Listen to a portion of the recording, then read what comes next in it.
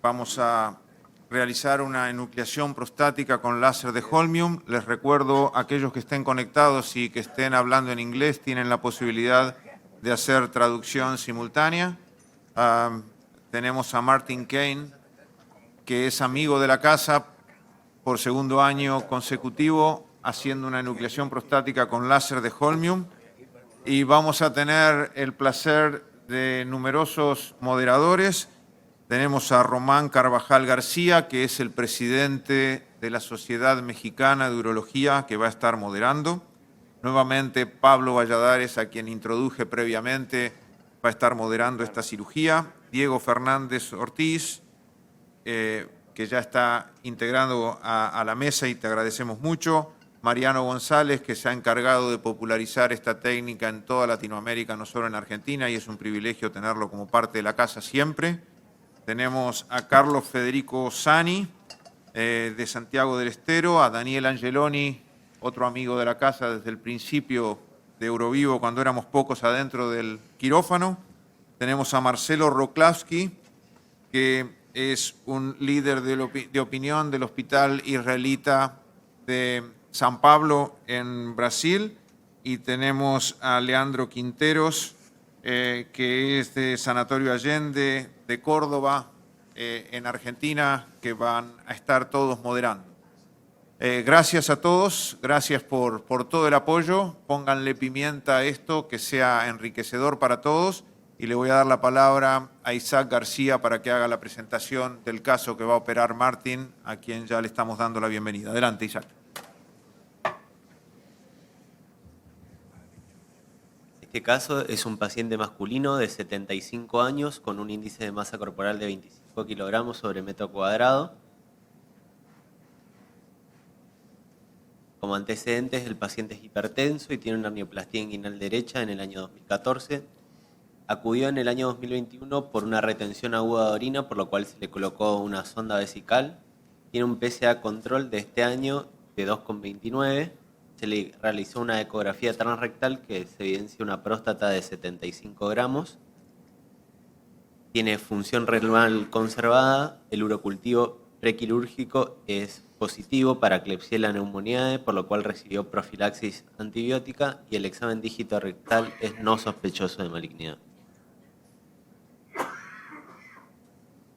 Martín, ¿nos estás oyendo? Buenos días. Es todo ¿Me tuyo. escuchan? Bienvenido nuevamente a disfrutarlo. Gracias por estar aquí. Gracias, Norberto. Gracias por tenerme por segunda vez acá. Quedamos en yo hablo en inglés, y si es alguna pregunta en castellano puedo contestar en castellano, o prefieren que yo sigo con el castellano, como prefieren ustedes. Todo está permitido, excepto que nos hables en alemán. Dale. Okay, I will switch to English, so maybe we have more in the audience with English, or you can tell me to change any time. Norberto, I want to thank you very much for having me again here. I really have to congratulate you for putting together an amazing program here at the Eurovivo 24. So many great people. I have the privilege to meet here and to learn from. I have seen so many great surgeries. All surgeries were nearly perfect, so that puts me in a little bit of pressure position here. But anyways, I will try my best. So thank you very much also for having me here in the OR. The team, licenciada Silvia, y tengo a mi lado, I have here at my side Laura. She's helping me with all my instruments. And yes, I will talk a little bit about what I'm going to do and what HOLEP is about in general before we start. So I'm really glad to see what we saw yesterday, perfect surgeries by Felipe and by Federico. So we are really getting to a very high level in terms of enucleation, thinking about smaller devices, smaller instruments, using any source of energy. But we still have to be honest and to face the fact, at least in Germany, that we're still not up to many percentage of enucleations being done. We still do in Germany a lot of TORs, and it's still our our task to try to spread this surgery more and to encourage all urologists to go and try to enucleate if they have to treat a prostatic adenoma or deobstruct a patient, because it's a very good option for treatment. And so I will try to show you this case a little bit from a perspective of how you start this surgery. It's an everyday case. It's a patient who has a catheter for 3 years with a quite, and it's a positive urine culture, so it's an infective gland. I already took a look and I saw that it's going to be a pretty bloody thing, I think. Well, we will see. So it's an everyday case, and I will try to show you how to handle this. By using a regular instrument, I'm also a fan of the MILAB, but today my task is here to show you the classical way, because most of you probably have a 26 French instrument, which is continuous flow, as I am using here. This is an Olympus resectoscope. I don't know if you can see it. It's a 26 French continuous flow endoscope with a transporter for the laser fiber. So it has a working element I can take out with the guidance for the laser fiber. And I have here the camera connected. What I did bring from Germany is, besides the instrument, is a thing to take off with a little switch and take back on the camera so I can switch better from enucleation optics to morcellation optics, which I will show you now. Here at the table, I have here prepared already my morcellation optics, which is like a nephroscope optic, a 0-degree optics, which I will change then and put through the knives of the morcellator, which is already here on the patient placed, the morcellator handpiece with the morcellator knives connected, so I can change quickly and everything is here secured. Okay, so we were talking about sources of energy to enucleate, and we agreed on that everything is possible. If you saw Federico's enucleation with a bipolar probe yesterday, that was just fantastic. So, but if you want to start from scratch with and you want to choose a source of energy for enucleation, I guess it would be wise if you have the opportunity to choose a holmium laser. There is most data on holmium laser. I think it's the easiest way to find the plane with a holmium laser, but you can use any source of energy you have. What this machine I'm using here, maybe we can show the device a little. Is it possible to show the device? Can you see it? It's a high-power holmium laser with a maximum of 100 watts, and it has a morcellator integrated in the machine. So I have here the screen with my settings. I will go for 2.5 joules, 35 hertz. On the left, on the yellow, and on the blue, 1.5 joules, 40 hertz. I'm choosing here a long pulse, which is a very long pulse in this case, for having a better coagulation. And I have here, if you can see that below the screen, there is the morcellator, which is a roller pump, and it takes the tissue to the tissue container here. So it's all in one device, and I can switch very easily, only pressing one button here on the screen, and then the laser becomes a morcellator. So that makes it easy in the OR to only have one machine and not confuse the switches or the foot pedals or whatever. Okay, so I think I'll be ready to go. Is there any comment, any question from the audience regarding my setup here? Martín, Yes. Mariano acá. Hola, Mariano, ¿cómo estás? ¿Cómo estás? Sorry, we can see that you have a long pulse in the screen for Yes. the enucleation. You changed, Yeah. or did you change the short for long pulse? When? Do you prefer this for coagulation during the enucleation, or do you think that it's better the long pulse for enucleation always? When Well, I constantly change. I constantly change settings. I change technique. I change things. And before on the yellow, I had short pulse to make it faster enucleation. But I figured out that the long pulse is just as fast, and it preserves better coagulation. The long pulse here in the Jena is like if you have a Moses laser that pushes, the first bubble is being pushed by the second. Actually, the same thing happens here when you push it, when you choose the long pulse. It's just as long as that. So, and I talked to some people who tried the two, the Moses and the Jena long pulse, and they say the coagulation effect is almost like the same. So I go for coagulation in both, since right now I use the blue not only for coagulation, but I choose between blue and yellow depending on where I work in the prostate. And I will show you that in a moment. Okay? So let's start. You see the image? So this is the urethra. Of course, we don't have a problem with the urethra since there was a catheter in there for 3 years. It's very dilated. And what we see here is the sphincter is also pretty rigid. You see here the trauma, the 3-year catheter time left at the sphincter here. So this poor man probably, well, I will do my best to preserve everything I can from sphincter mucosa, but I'm sure that he will be needing some physiotherapy to train his weak sphincter. So this is a very obstructive adenoma, as you can see here. I'd say it's at least 75. It's very long adenoma. That's good. I don't like the ones that are very wide.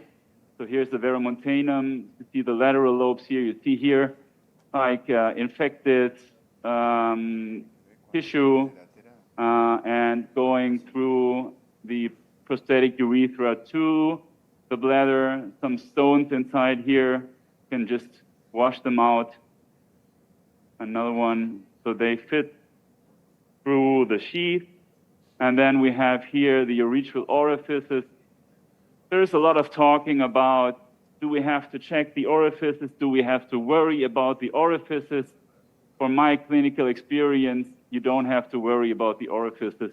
I've had very few cases of hydronephrosis after HoLAP when I enucleated a little bit the orifice, and that is asymptomatic in almost all of the cases, and it's going away in just a couple of days. So I don't really worry about the orifices. So there's some more stones here. My water is falling off.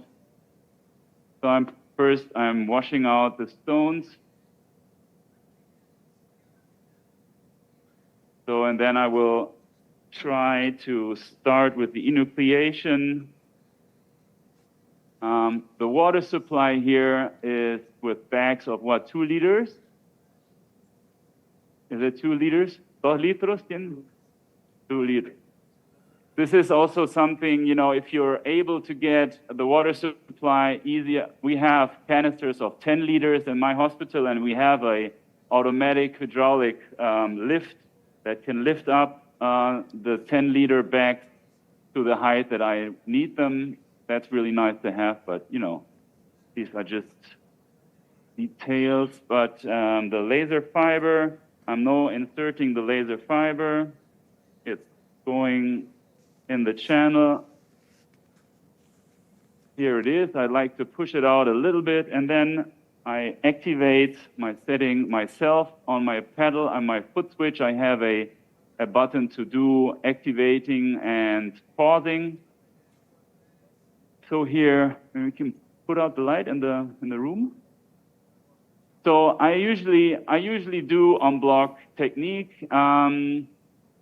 When you start with enucleation, what you want to do probably first is do a two-block technique. That would mean to do an incision here, very long one in this case, and then separate this lobe from this lobe. This patient doesn't have a medium lobe. Well, most patients actually do not have a big medium lobe. If you have a big medium lobe in the beginning, then it probably will be good to do one incision here and the other one at 7 o'clock to get a better a medium lobe enucleation in the first place. Can we do a little focus?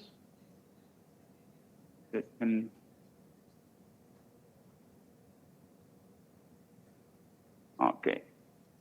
Okay, so we'll just see where the anatomy of the adenoma takes us. I will start now. What I lately started with is an incision here with the blue panel just ahead of the verumontanum. You see already some big vessels here bleeding, and do a horizontal cut in order to create the urethral sparing I want to do. And then I will advance a little bit here to the medium lobe, and we will try to develop first the posterior plane. So with a little bit of pushing, we enter the space as we suspected before. Is going to be quite good vascularized adenoma. So here is coming the lateral, the posterior plane.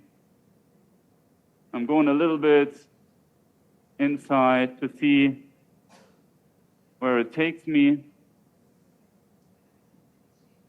And then I will switch to the other side.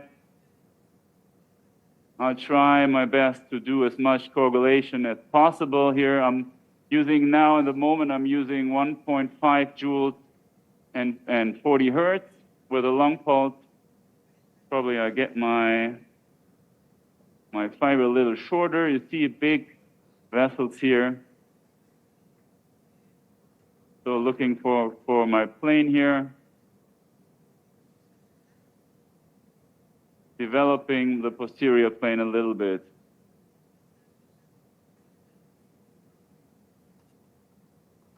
This is an everyday case. This is what we face in our Martín. hospital too. I mean, yes. Hola Dime. Martín, ¿qué tal? Buen día. Pablo Hola. te habla. Hola, Pablo. Con respecto ¿utilizás en algún momento alguna maniobra mecánica para encontrar el plano? Porque ahí veo Muy que, poco. ¿Mm? porque veo que iniciaste la cirugía marcando directamente por delante del verumontanum.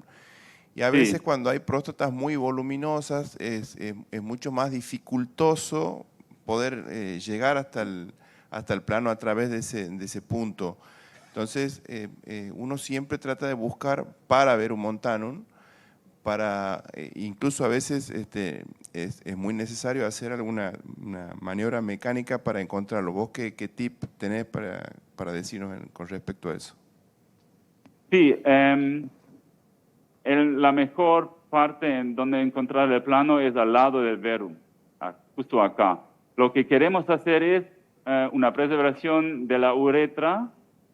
Por eso empiezo acá a hacer un corte horizontal, como hace Thomas Hermann, para no cortar aquí las fibras del esfínter. Entonces, por eso empiezo horizontal acá y me voy al lado y ahí hago un poquito de tracción, pero no mucho, pero se abre así nomás con un poquito de tracción para entrar aquí al plano.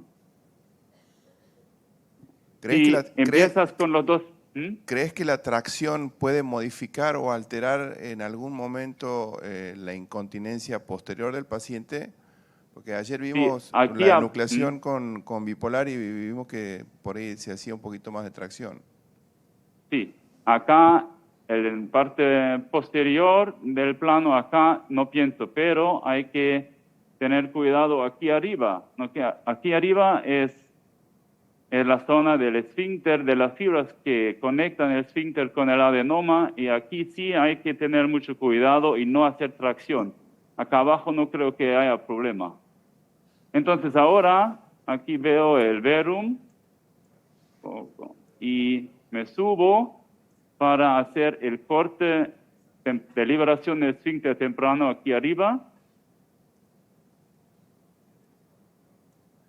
Y quiero dibujar la línea blanca primero para marcar mis límites los límites de la enucleación. Girando otra vez, aquí tengo los límites, aquí tengo el plano posterior, ¿no es cierto? Y llego acá al corte temprano, así. ¿Sigues liberando usando el pulso largo? Sí, pulso largo, 60 watts. Y aquí conecto. Entonces, ya no hay tracción a las fibras del esfínter, porque ya está marcado.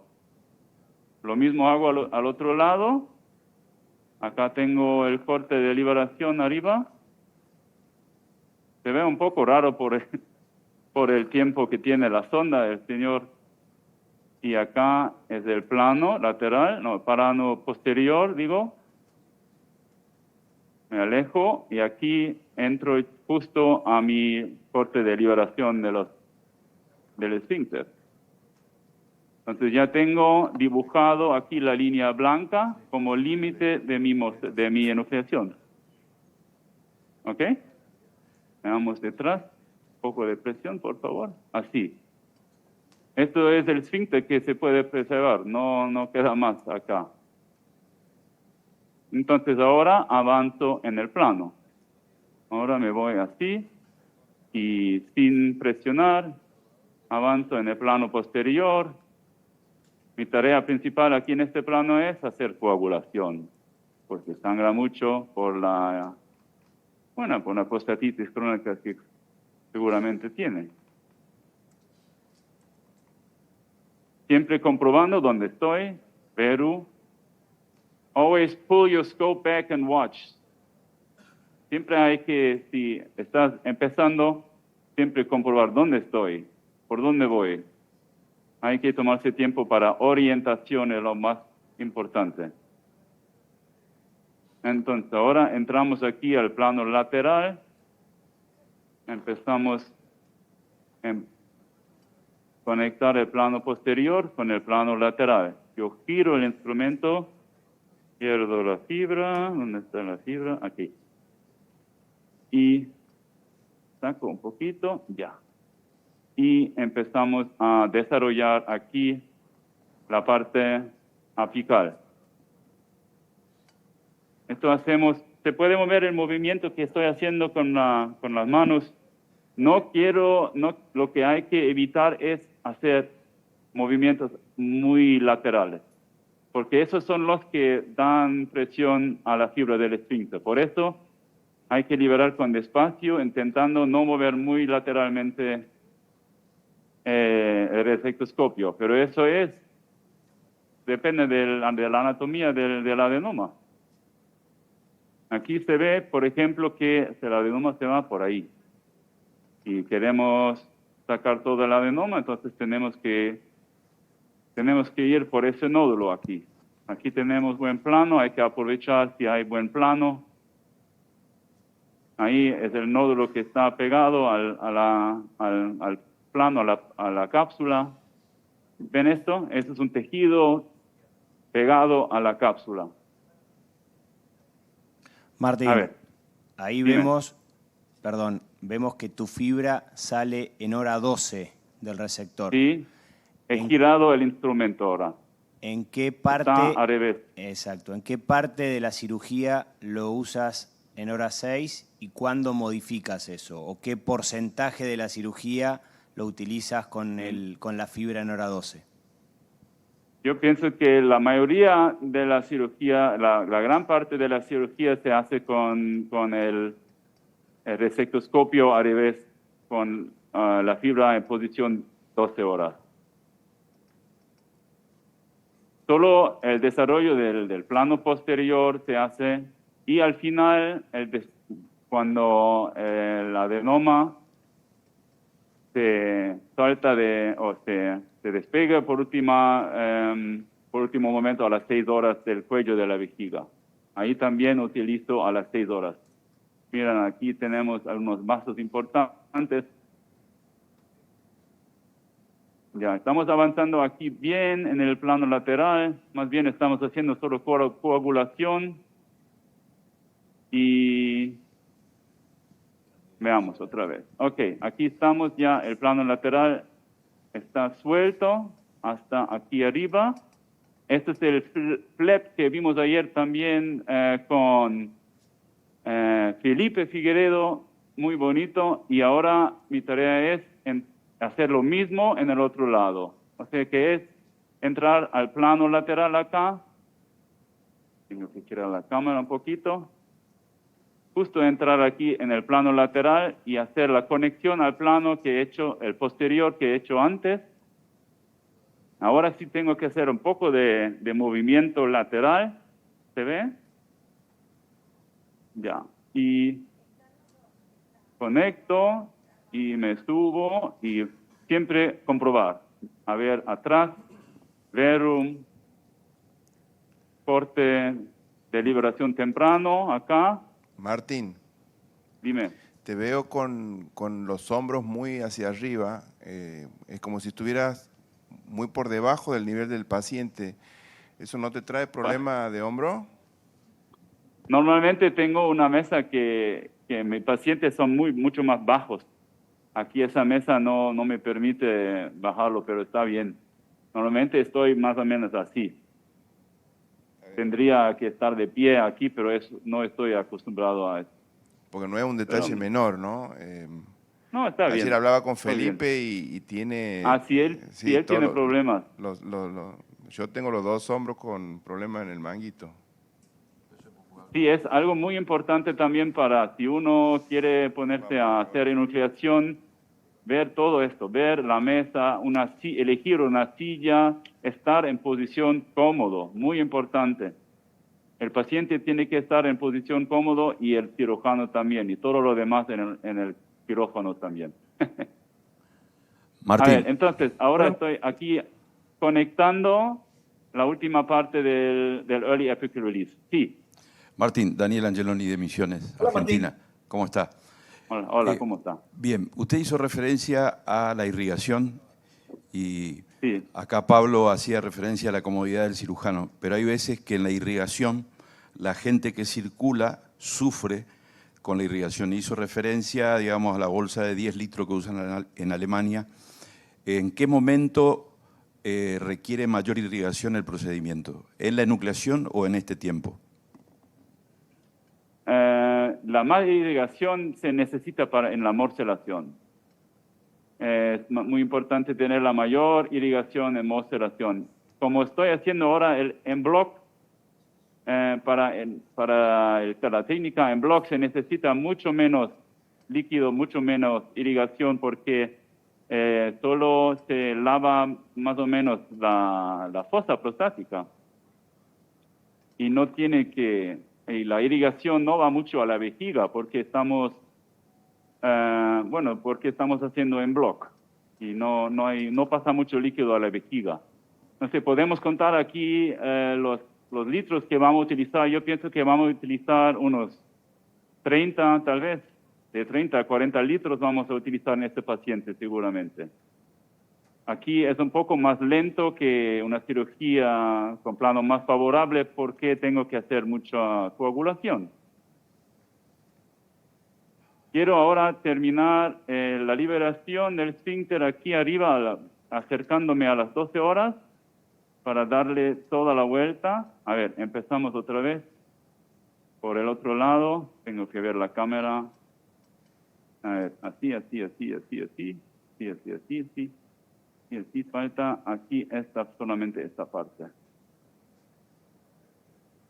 Y una vez cuando estoy bien en la parte anterior, el plano anterior desarrollado, puedo cambiar al pedal amarillo. Todavía estoy en el pedal azul.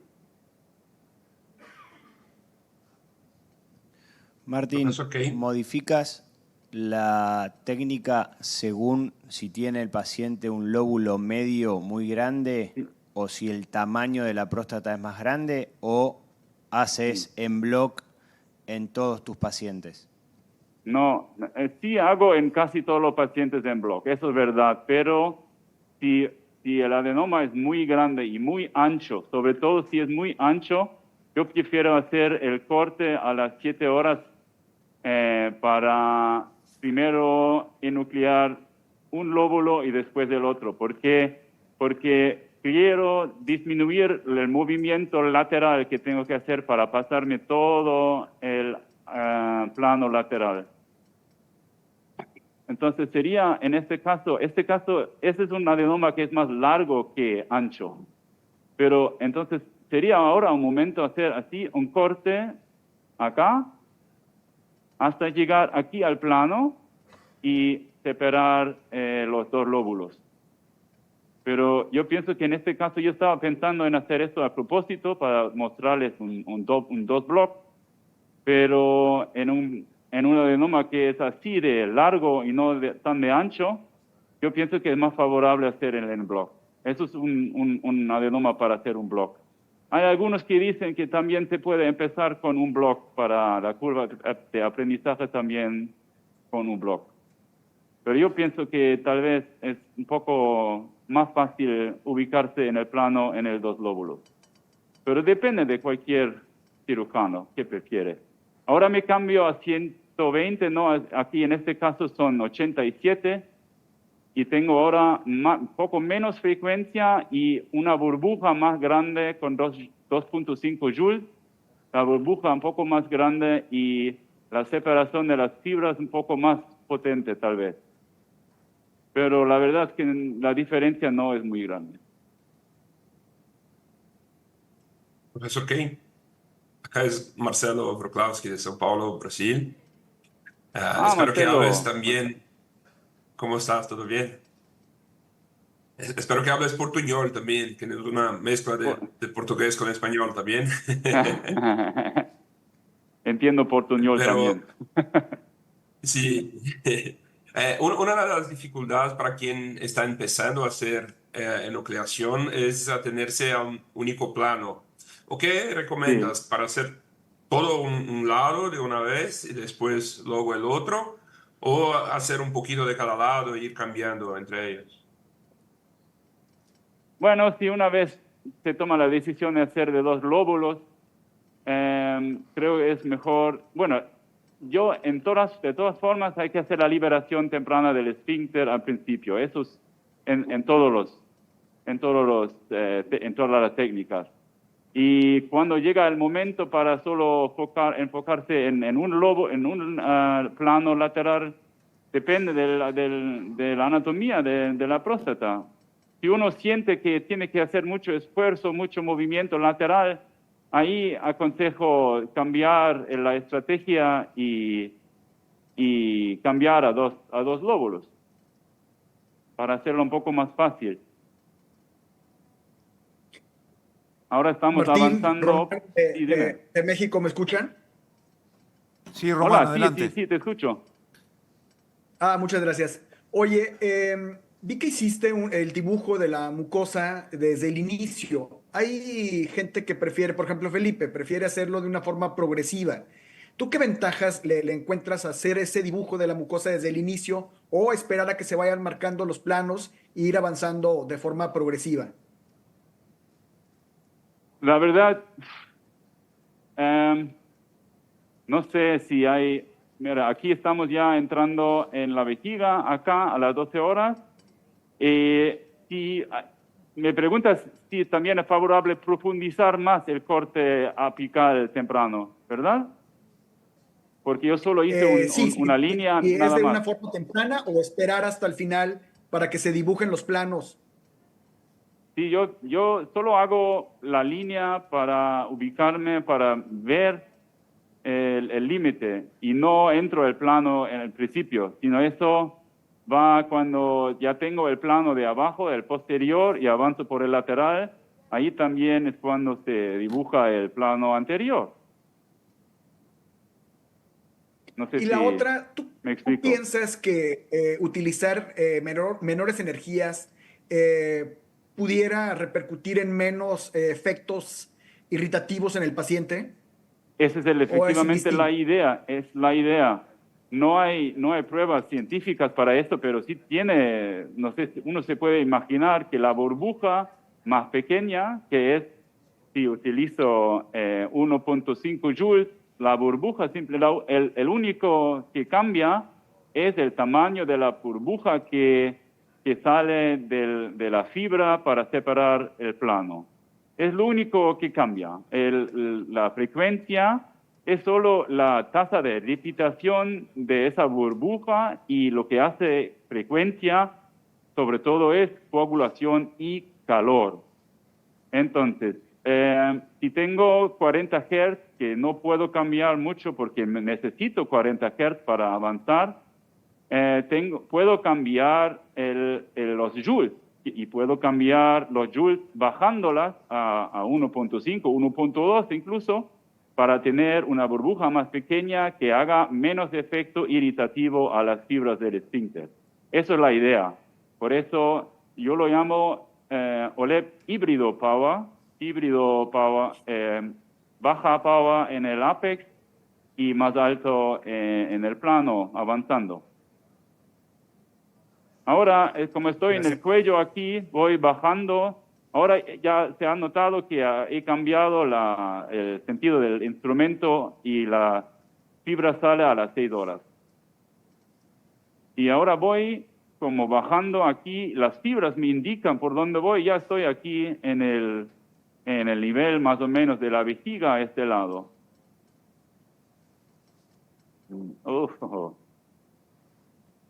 Paso. Ahora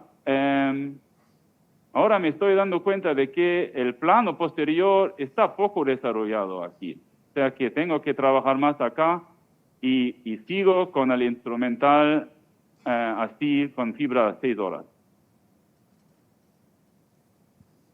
Y empujo un poquito, como si fuera un lóbulo medio. Nada. Es como la enucleación del lóbulo medio, pero es todo el adenoma en este momento.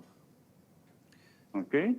Martín, dentro Dime. de las complicaciones que hemos tenido, que lamentablemente las he tenido creo que todas, Sí. una de ellas es la lesión de los meatos ureterales. Y las Sí. primeras veces que lesionábamos los meatos, la verdad que nos asustábamos mucho y le poníamos Sí. doble J o doble G stent Ah. siempre. Mm. ¿Tú qué haces hoy en día si tienes una lesión del meato que no es muy profunda, ¿no? ¿Le colocas doble J o lo No. dejas y lo controlas ecográficamente? Sí, lo dejo y lo controlo. Y eso pasa. Y eso no pasa poco, no pasa mucho. Y en el último, en el Congreso de Salzburg de Austria, nos quedamos entre los nucleadores, nos quedamos en ni siquiera mirar dónde están los orificios ureterales.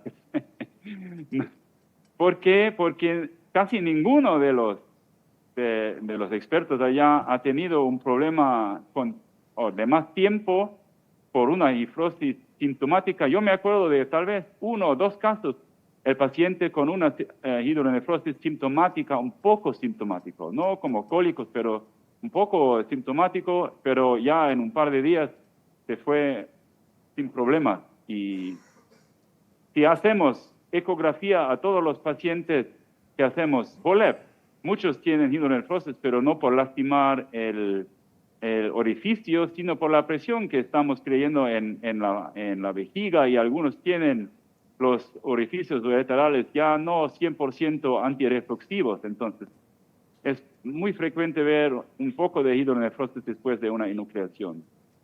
A ver, entonces, ahora ya hemos bajado acá el cuello, el lado izquierdo. Ahora vamos otra vez a buscar el plano posterior. Acá en la esquina aquí se ve un plano bonito aquí en este momento. Martín. Hay que avanzar y hay que hacerlo más delgadito. Martín, aquí. buen día. Dime, Te habla Diego. Te hago una consulta. ¿Algo de conservación de cuello para lo que es la eyaculación retrógrada? ¿Conservación del cuello? Sí. El cuello hay que hacerlo más amplio que se puede, ¿no? No entiendo bien la pregunta. No, a veces se hablaba de hacer una conservación del cuello como para pacientes que quieren conservar un poco la eyaculación. Ah, sí. Sí, para la eyaculación, dice. Sí, Eyaculación antegrada. exacto. Sí. Bueno, hoy en día tenemos varias opciones quirúrgicas o minimal invasivas para ofrecer a los pacientes. Yo pienso que la enucleación y una eyaculación antegrada es un poco una contradicción. Sí hay en este caso, si quieres intentar preservar, en este caso casi imposible porque el paciente no tenía lóbulo medio ninguno. Tienes que preservar aquí esa zona alrededor del verum mucho, y es bastante difícil, y segundo, no es muy efectivo. Entonces la mayoría de mis pacientes,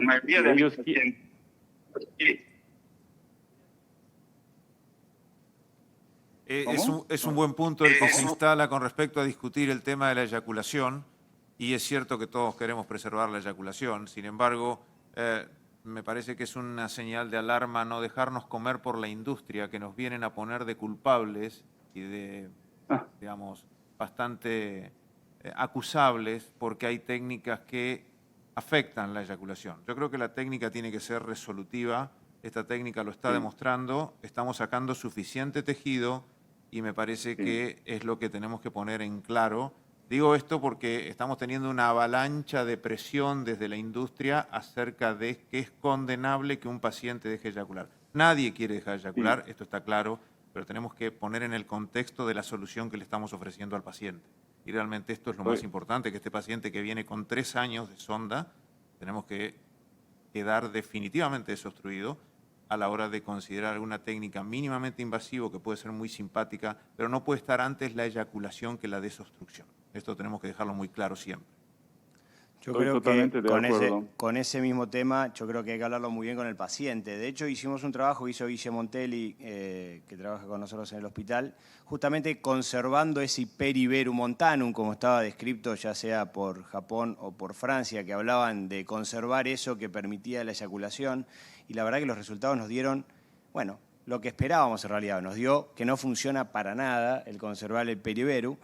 Y por eso creo que es muy importante hablar con el paciente y tener en cuenta que cuando conservan eyaculación habitualmente es porque no están desobstruidos correctamente o porque no está desobstruido como uno busca con la enucleación. La enucleación es una técnica que está buscando una desobstrucción permanente para que el paciente no tenga que hacerse ningún otro tratamiento a futuro.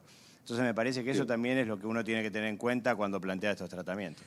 Y otra cosa es que estos pacientes vienen de largo tiempo de tratamiento con alfa-bloqueantes. O sea que ya la retroeyaculación es probable que la tengan. Pero más que con el paciente hay que hablar con las mujeres, con las esposas, porque muchas veces dicen, dicen, a ver, mi marido no anda. ¿Tiene ganas? Sí, tengo ganas. ¿Tiene erecciones? Sí, tiene erecciones. ¿Tiene orgasmos? Sí, pero no me moja. Entonces hay que hablar más con las mujeres que con el paciente mismo. Ya. Sí, yo en mi centro ofrecemos para esto Rezum. Si hay pacientes que tienen el adenoma que se puede hacer con Rezum, hablamos de Rezum. Y los pacientes tienen que entender si se hace Rezum, es probable que regrese en un par de años para hacerse una desobstrucción definitiva, pero algunos están de acuerdo con esto y para eso tenemos Rezum y estas cosas del MIST para ofrecer esto a los pacientes que demandan esto. Martín, ahora que te declaraste que sos fanático del MILEP, ¿qué diferencia notás con utilizar una vaina más pequeña, un instrumento más pequeño? Gracias por esa pregunta. Es que yo pienso que MILEP es el futuro, pero el de 26 es para empezar con el procedimiento. Tal vez es mejor utilizar el 26 porque ya es más común tenerlo, uno, y segundo, es más estable en la uretra, porque, por ejemplo, este paciente tiene una uretra muy ancha, muy amplia, y el 22 es como un poco ir en bicicleta sin manos el 22, ¿me entiendes? Es un poco más, no es tan seguro como el 26. El 26 está más fijo en la uretra. Pero Lo dices ahora si porque estás diciendo eso porque no está Felipe, ¿no? No, te lo digo a Felipe también. No, los cambios hay y cambios hay que aceptar los cambios, hay que hacer los cambios, pero con desprecio. Un pasito por otro. Pero yo estoy seguro de un par de años no vamos a hablar de 26 no más, porque va a ser algo del pasado. Pero bueno, hay que ver si me equivoco o no. Martín. Sí. Federico te habla. Martín, buenos días. Te quería preguntar en cuanto a la diferencia entre el MILEP y la camisa de 26, si tienes alguna diferencia en la tasa de incontinencia temprana. Todavía no lo sé. Estamos haciendo una investigación en mi centro. En mi centro tenemos 600 casos anuales de enucleación y vamos a tener una RCT viendo al MILEP y al HOLEP y a la RTU. Porque en las pautas europeas todavía hay esto de la RTU, la recomendación de RTU, eso tiene que desaparecer, eso tenemos que cambiar. Pero no sé, yo más bien lo que noto yo en los primeros casos que he hecho de MILEP es menos sangrado y, bueno, obviamente menos trauma a la uretra y lo demás hay que ver científicamente si es verdad o no. Ya. Sí, Martín, buenos días.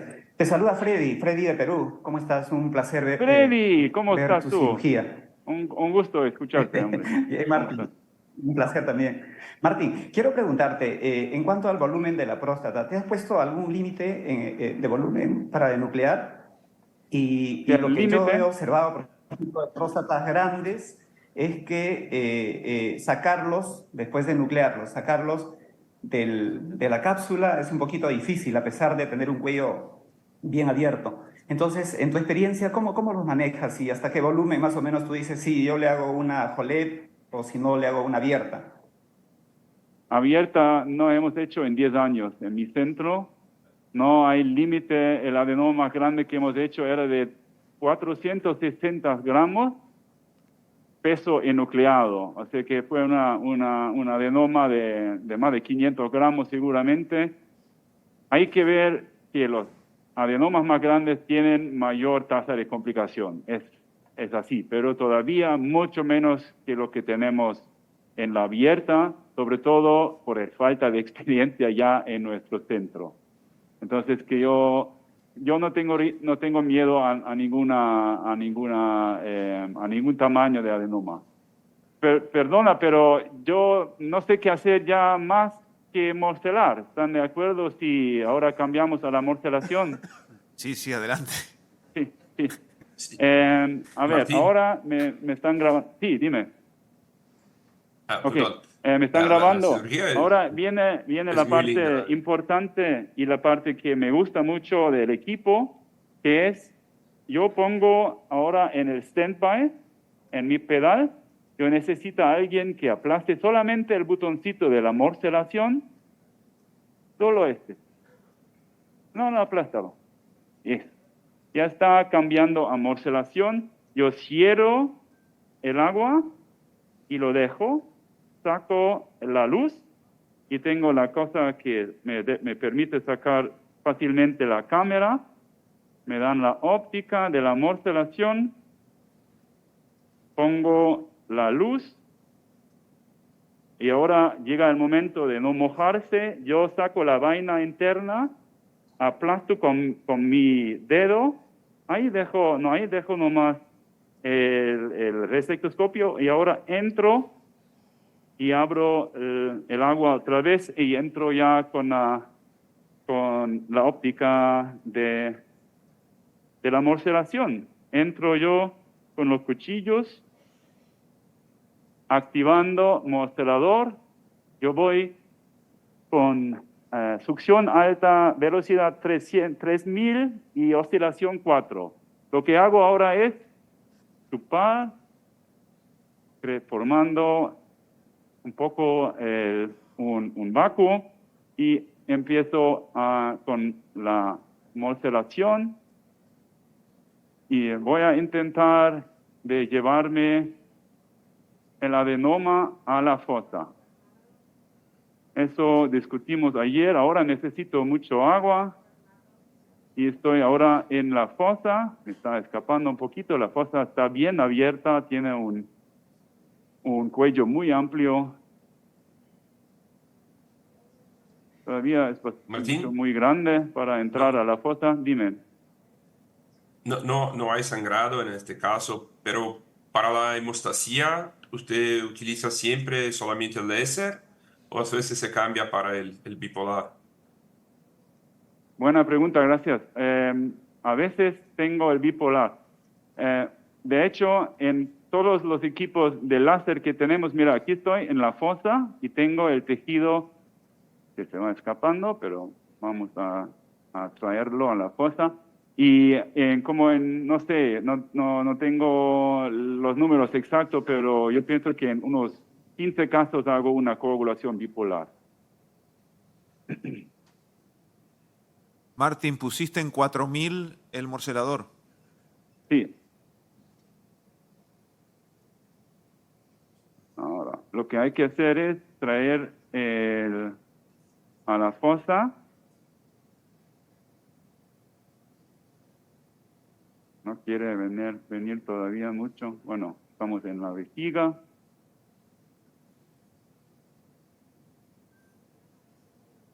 Este modelo es un poco más antiguo. Hay el tercer generación que me gusta un poco más porque ya lo tengo. Oh. Los tubos tienen que estar bien conectados y me mojo desde atrás. Ahora está en la fosa y estoy inclinando, ¿se ve esto? Estoy inclinando los cuchillos para mantener un flujo perfecto a los cuchillos. Aquí en la fosa no tengo miedo de lastimar la pared de la vejiga porque estoy en la fosa. Entonces, para mí es muy seguro la morcelación en la fosa. Martín, teniendo en cuenta que haces la hemostasia con el láser y no el bipolar, ¿el manejo del paciente es en forma ambulatoria o lo dejas internado un día? Ahí viene una historia un poco triste del sistema de salud de Alemania, que tenemos el sistema DRG que nos obliga a tener el paciente 2 días internados para recibir el dinero del seguro. Al menos es algo que paga el seguro paga para volver, pero para eso tenemos que tener el paciente 2 días internado. No entiendo eso, pero difícil cambiar eso. Martín, y ya que mencionaste Resum, ¿cómo te paga el seguro Resum, que es un concepto ambulatorio? Sí, en Alemania tampoco, eso no es un concepto ambulatorio. Debe de estar en algún tiempo en el futuro, pero todavía no lo es. Entonces, también los tenemos que tener en el hospital. Y algunas cosas pero si no ya fuera no por funcionan. el seguro, ¿tú lo darías el mismo día, Martín, de alta? ¿O te esperarías un día? ¿Cuántos días le dejas la sonda? En este caso, tal vez, no sé, depende del señor, depende del paciente. ¿Qué le gusta? ¿Le gusta quedarse en el hospital? ¿Le gusta más irse a la casa? ¿Están bien cuidados en la casa? ¿Tiene familia? ¿En la casa vive solo? Son esas cosas que hay que averiguar con el paciente, pienso. Este paciente, tenemos que ver cómo es la irrigación después de la Pero cirugía. la sonda la dejas un día o 2 días. En este caso, un día, claro. Pero yo tengo que dejarlo 2 días en Alemania. Pero acá un día. Martín, para estos pacientes que han quedado mucho tiempo con la sonda, ¿piensas en dejar una cistostomía? No hago nunca. Este paciente va a poder orinar. Más bien estoy un poco preocupado por su esfínter, que que es un esfínter que no ha funcionado en 3 años y ahora tiene que correr va a tener que practicar fisioterapia de pelvis.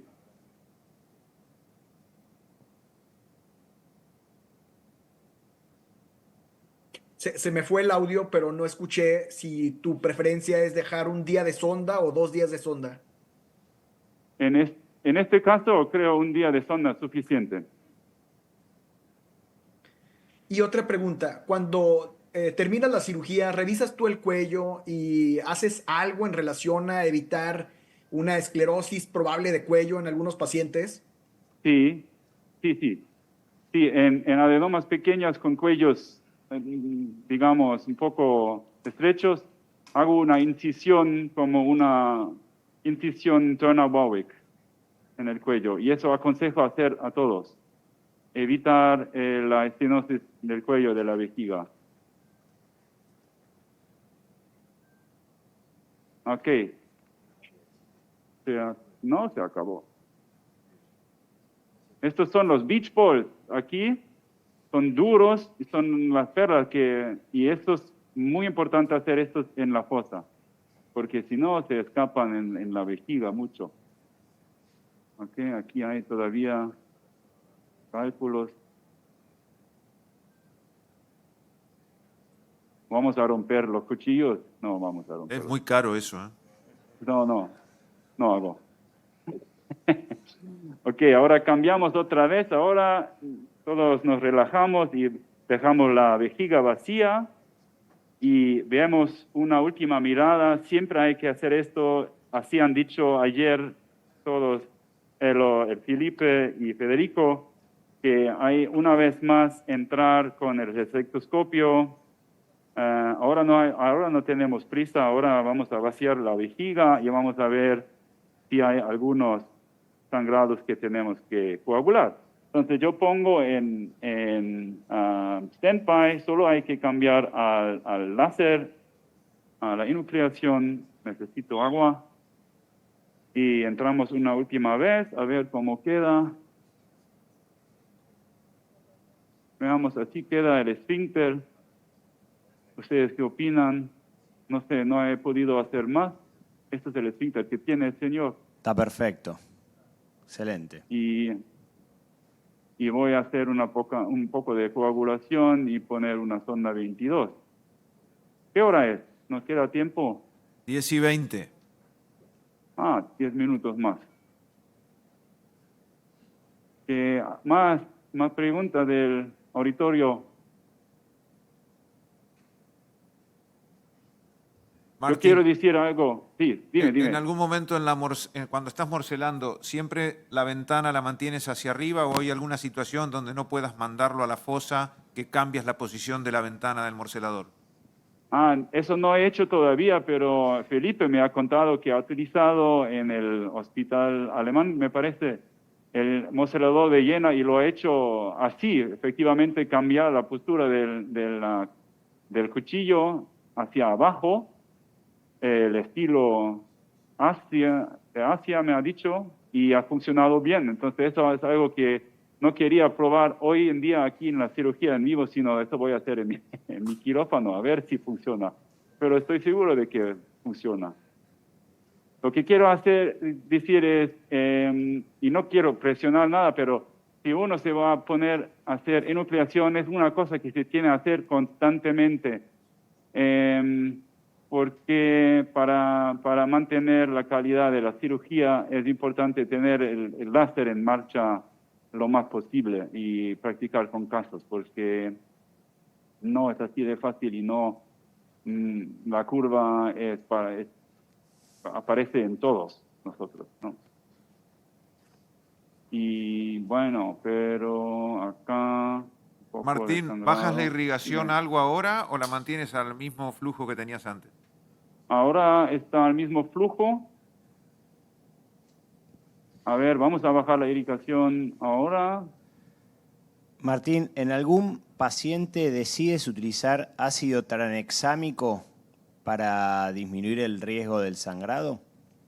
Sí, he utilizado, pero no es usual.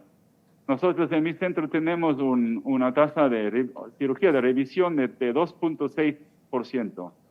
Y eso está visto en casi 2.000 pacientes.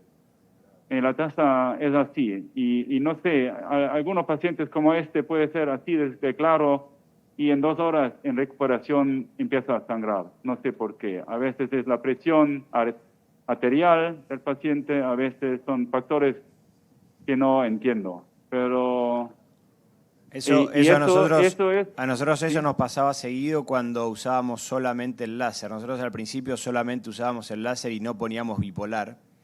Y la verdad que hoy en día usamos bipolar, te diría, en el 99% de los pacientes, porque no nos incrementa el costo del procedimiento, ya que lo tenemos en la misma caja. Entonces, para nosotros tener un ANSA de hemostasia, eso no lo modifica. Y lo que sí hemos notado es que el sangrado que aparece a la hora y media, 2 horas después de haber terminado, eso ha disminuido. Y eso es lo que nos permite también la posibilidad de hacerlo ambulatorio.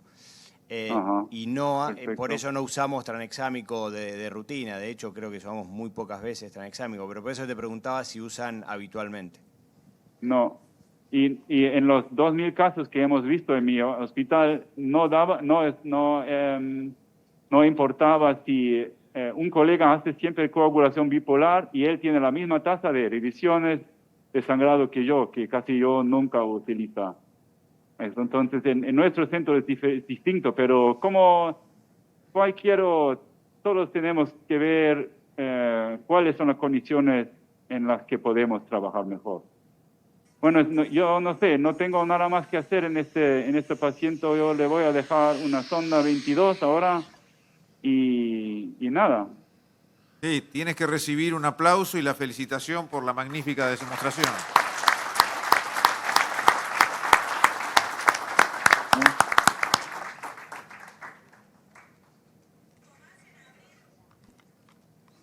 Bien, gracias a todos los moderadores remotos y locales. Los invitamos a tomar un café que está listo en el break.